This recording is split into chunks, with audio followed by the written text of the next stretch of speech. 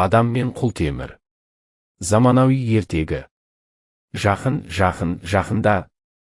Ешкі жүні хақында. Айтайын десем бөрте жоқ. Көбі өтірік екен расында. Қырғауылдың да жүні жалған екен.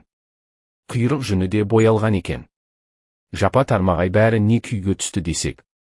Жасанды зият интеллект пайда болған екен. Жалпы алғанда технология ұшып кеп, барлық салаға бақыт құсындай қонған екен. Сол кезде Нұрәмір деген бір жас жігіт өмір сүреді. Ол кішкентай кезінен компьютер ойындарына әуес болып өседі.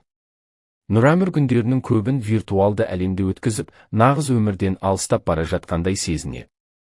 Бір күні ол ойнайтын жаңа ойынға жаңарту пайда болыпты. Сол сәтте ойынға кіріп, өзін бұрынғыдай жалғыз емес екенін байқайды. Ойында ерекше бір интеллект пайда болады. Ол өзін ақыл деп таныстырып, Нұрәмірдің жаңа досына айналады. Ол өте ақылды әрі күшті. Тіпті Нұрәмірдің әр түрлі сұрақтарына жауап беріп, онымен ойын ойнап, тіпті үй жұмысына көмектеседі. Уақыт өте келе Нұрәмір мен ақыл арасындағы достық күшейе түседі. Нұрәмір үшін ақыл тек қана интеллект емес, ең жақын досына айналады. Олар бірге көп уақыт өткізіп, әр түрлі ойындарға саяхат жасайды. Бірақ Нұрәмірдің ата-анасы баласының компьютер ойындарына тым көп уақыт бөліп жатқанына алаңдап, оған нағыз өмірге қайтуға кеңес береді. Нұрәмір ата-анасының айтқанына құлақ асып, компьютер ойынын ойнауды азайтады. Бірақ ақылдай жасанды интеллектсіз өмір сүру оған қиынға соғады.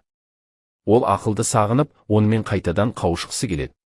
Бір күні Нұрәмір кітапханаға барып, құлтемір, робот құрастыру туралы кітап оқып, бір қызық ойға келеді.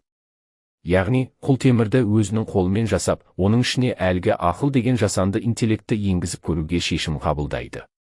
Сөйтіп, ол ғаламтордан, интернеттен, құлтемір жасау туралы көптеген ақпараттар жинап, үйде кішкене зертхана жасайды. Ол күні-түні үйде отырып, құлтемір жасаумен айналысады. Ұзақ еңбек етудің арқасында Нұрәмір өзінің арманына жетеді. Ол құлтемірді жасап шығарады. Ішіне ақыл деп аталатын әлгі жасанды интеллектті енгізеді. Нұрәмір енді компьютер ойынына тәуелді болмай, өз қолымен жасаған роботымен бірге көптеген қызықты нәрселермен айналысатын болды.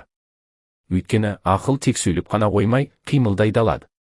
Ал Нұрәмір болса, ақылмен бірге ғылыми жобалар жасап, қоғамға пайдалы істер атқарады. Нұрәмірдің өмірі мүлде өзгереді. Ол енді тек виртуалды әлемде ғана емес, нағыз өмірде де өзін бақытты сезінетін болды. Авторы Нұрсұлтан Әмірбек. Оқуға арналған сұрақтар. Нұрәмір мен құлтемірдің арасында қандай достық орнады? Нұрәмір неге компьютер ойыннан шаршады? Нұрәмір неліктен өз қолымен робот жасауға шешім қабылдады? Бұл ертегіден қандай сабақ аламыз? Бұл ертегі балаларға технологияның пайдасы мен зияны туралы ойлануға, сондай-ақ өз қиялдарына жету үшін еңбек ету керектігін түсінуге көмектеседі.